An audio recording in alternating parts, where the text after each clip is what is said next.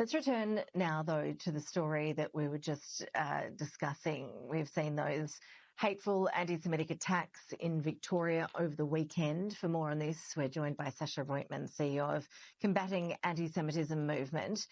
Sacha, thank you so much for your time. As our previous report was detailing, this new task force has been set up targeting hate and anti-Semitism in the state of Victoria. Do you have confidence in that task force that has been established today? Can it achieve results? So first of all, we are grateful to see the task force establishment and the reaction of the Mayor of Melbourne that we just heard. But I think the problem is also much more broader than what we heard in today's report. Only over the past of last year, in 12 months, we have identified over 2,000 acts of anti-Semitism against the Jewish community of Australia. It's over 5 incidents per day across the country. It is a big number. Now, the Jewish community of Australia is about 0.46% of the overall population of the country. So when we see this number of incidents and we see a task force established right now in the middle of the pandemic, and it is a pandemic like we've seen COVID-19, it's coming a little bit late, but we have the confidence that when we transition from national policies to local policies, from state, cities and council, then we're going to see a difference. The same way we've identified during the COVID-19 pandemic, when the global community was not able to react and was not able to put together global policies, countries came in.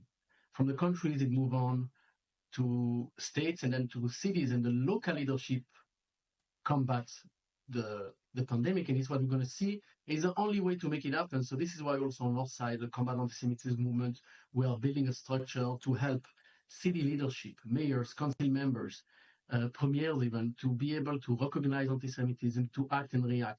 It cannot work on its own. We have to build an holistic approach from the civil society, decision makers, leaders, law enforcement, education. Everything is key. And I would like to remind a few numbers. I don't know if those viewing you are aware of that, but since October 7, over 850,000 posts have been detected in the public domain of anti-Semitism in Australia.